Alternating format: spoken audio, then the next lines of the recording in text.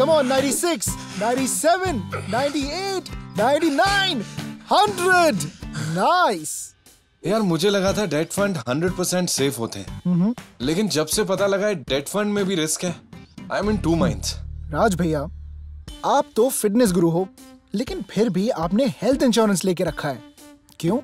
यार फिट तो मैं हूं, मगर हेल्थ का रिस्क तो फिर भी रहता है ना। ला दे।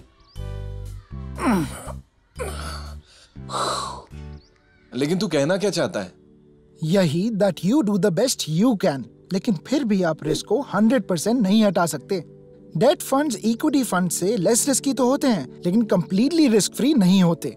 मगर डेट फंड तो इक्विटी मार्केट में इन्वेस्ट ही नहीं करते, तो कैसा रिस्क? डेट फंड्स में अलग तरह के रिस्क होते हैं, जैसे कि credit risk, interest rate risk और लिक्विडिटी रिस्क।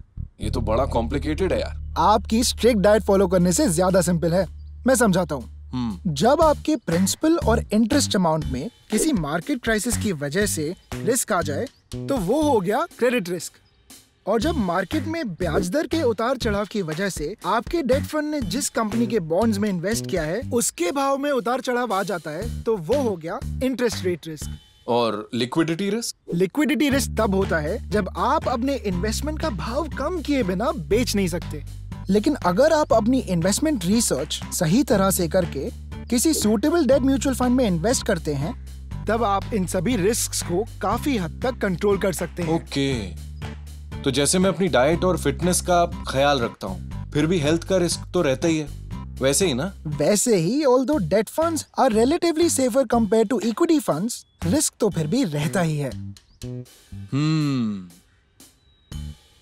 ओए, इसका मतलब ये नहीं है कि हम अपने क्रंचेस छोड़ देंगे। रख। चल क्रंचेस मार। लेकिन इसका मतलब ये भी नहीं है कि आप डेट म्यूचुअल फंड्स में इन्वेस्ट नहीं करोगे, क्योंकि म्यूचुअल फंड सही है। चलो करो। म्यूचुअल फंड निवेश बाजार जोखिमों के अधीन है। योजना से जुड़े सभी दस्तावेजों को ध्यान से पढ़ें।